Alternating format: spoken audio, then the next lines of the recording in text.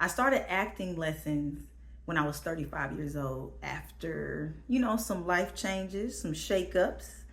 And it was a way for me to do something that I always wanted to do. Okay. All right. I'm doing it.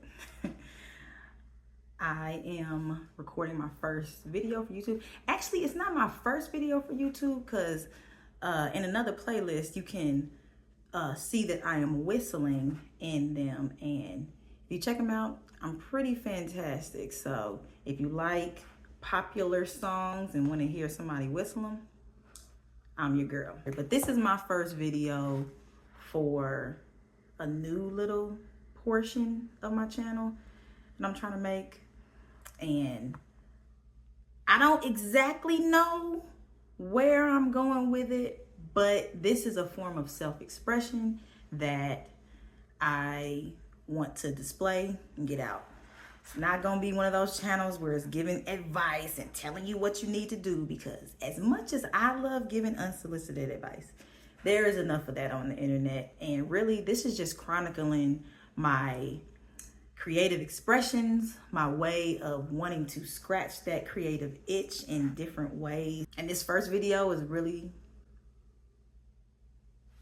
dipping my toe into the YouTube world semi-consistently. I ain't gonna lie to you, I probably won't post as consistently as I should, but we'll see how it goes.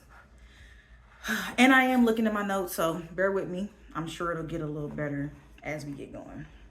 All right, so one of my favorite podcasts is One Broke Actress. I love watching interviews. I love watching interviews from actors and directors and people within the film industry in general to see what their process is as far as working and the mediums that they like to use. I really love all the arts in general, like most mediums, but my favorite by far is film and TV. And to a lesser degree, music. As I mentioned, we got the whistling videos in another playlist. But let's backtrack a little bit. When I was in high school and pretty much all throughout college, I played sports, played basketball. And in high school for senior night, they gave us a questionnaire about it had lots of different questions on it, like who are you, what's your favorite color, things like that. And one of the questions was, what do you want to do when you get older? And I said I wanted to be on TV. And, as I continued with sports, I eventually was on TV because in college we played on, we played our games on TV. So I was on TV. I, was seen by many people. It was a thrilling, I love the applause. I love the exposure of it all. It was something that I really enjoyed. But it wasn't until many years later and many doubts and fears and disappointments in life that something inside me was unlocked as far as kind of what I meant when I said I wanted to be on TV. I started acting lessons when I was 35 years old after, some life changes, some shakeups. And it was a way for me to do something that I always wanted to do. Because like I said, I played sports most of the time. And when you are playing competitively, you have to pick. I was in show choir in high school, but you have to pick what you want to pursue because you got games on this night and then you got concerts and plays and different things on the same night. So it was either one or the other. And sports was the thing that was giving me the monies so I can go to college. So I picked sports. It was something that I always wanted to do. Acting, theater, all of that. I had done a little bit like at church, but it was something that I wanted to do. And since I didn't do it when I was younger, I started to pick it up when I was 35.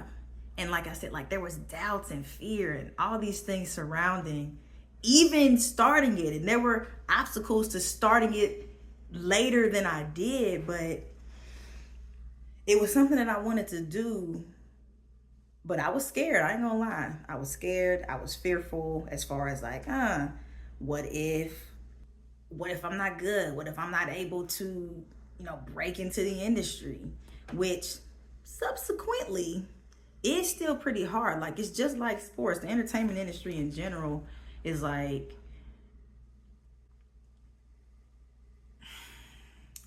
it's like not one in a million, but it's not one in a million, but it's like only so many people get to a certain level. But that we'll get to that point a little bit later.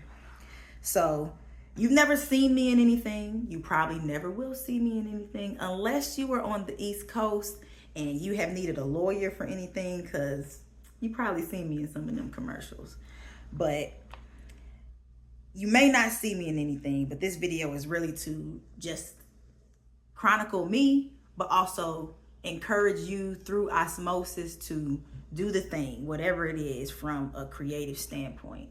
Because I think a lot of us are creative people to some degree, but if you don't paint or sing or act or draw or any of those type of things, you might not see yourself as a creative or a creative person. But a lot of things that we do gives us a creative outlet to some degree. It's like a form of self-expression. So that's what this video is about. I started at 35, and while I'm not where I can't even say would like to be, and again, we'll get to that in just a second, but there are some things that I've learned through starting at this particular time that I don't know that I would have learned had I started earlier. So, okay. So the things you learn about yourself and what is fulfilling to you makes the thought of failure sting less. What was I going with that? I'm a creative at heart, and here are the things I've learned since starting acting lessons that I feel, is true for really any creative endeavor. Number one, nobody cares. Nobody cares what you're doing, really, because people are concerned and consumed with their lives, their stresses, their joys, their highs, their lows, pretty much their life. Like, you think people are paying attention to you, but they're really not paying attention to you. They might be looking, and to a lesser degree, some people might be looking or paying attention, but sometimes it's inspiration, sometimes it's hateration. You see that? Yeah. But in the grand scheme of things, nobody cares. Nobody cares. You got to do what is fulfilling to you. And if that is starting, piano lessons, and you're 48, start the piano lessons. Because you know what? If that is what makes your heart smile, go ahead and do it. Second thing, you aren't going to be good at it at first. Okay. This one hit for me, because most things as I was growing up, I was good at. But I'm also a person who doesn't want to start things if I don't think that I'm going to be successful at it. And when I started at the lessons, I went in there, thinking I was going to go in there, woo, woo, woo. And I got that feedback, and they was like, you need to do this, this, and this. And it feels like you're just reading the words. And I was like, man, there were many times that I wanted to quit because I was not getting the result that I thought that I should be getting. And who's to say, we'll get to that point of who's to say what result was it that I was getting? Because I went in there because I wanted to have a form of self-expression, not because I wanted to do anything, especially in the beginning. So, you aren't going to be good at it first. And quiet is kept. You may never be the best of the best. But again, if the point is self-expression and the point is for you to do something that's fulfilling, it doesn't matter. You'll be better on day 50 than you are on day 1. So you got to start somewhere, basically. All right, number 3. You don't have to know the outcome or the end result. To this day, I still don't know what the end result is going to be with acting or any other form of self-expression. This YouTube channel, I don't know. I don't know what it's going to be. I don't know what the outcome is going to be. But just the act of starting something, kind of just gets the ball rolling, and then you get more ideas, and the whole idea of an idea can spark something else, and then something else comes from something else. It's like You don't know what it's gonna be, but if the thing that you're doing is fulfilling to you, and the act of doing it, like, you know, hits you, touches you, then it's worth continuing. Because, you know, people say, you know, it's not the destination, it's the journey. Yeah, okay, whatever. That is true.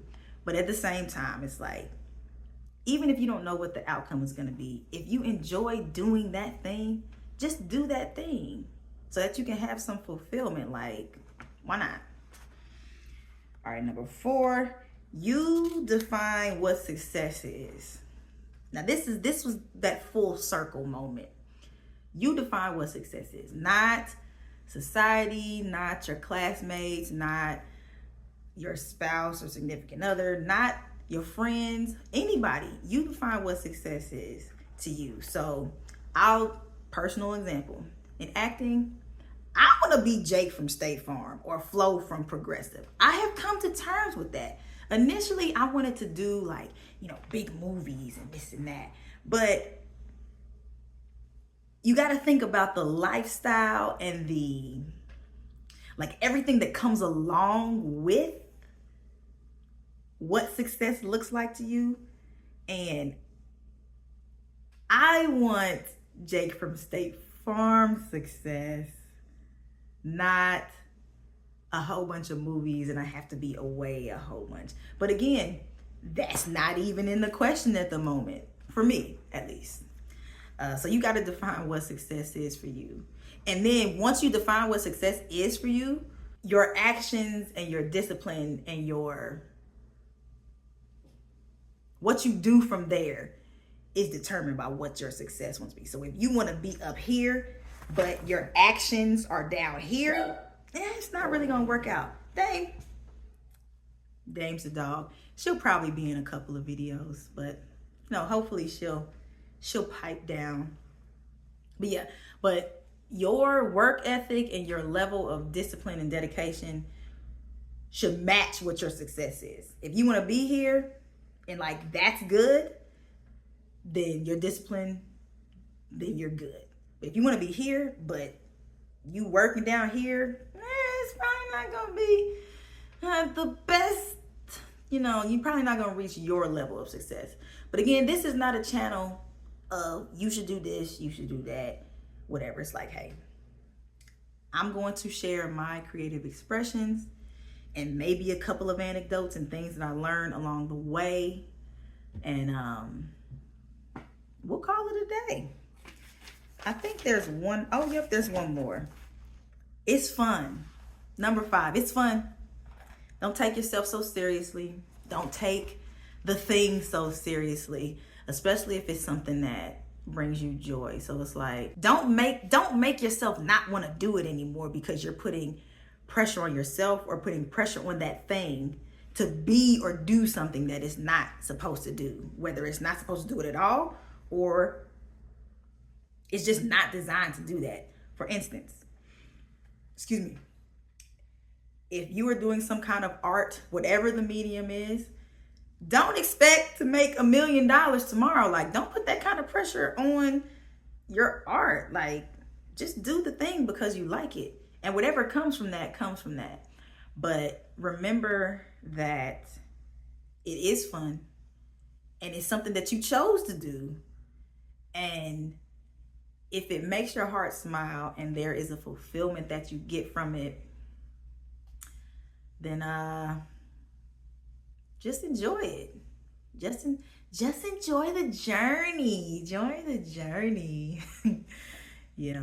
All right. Well, I mean, that's all I got. First video, got it out of the way. We'll see what the next one is going to be. All right. Peace.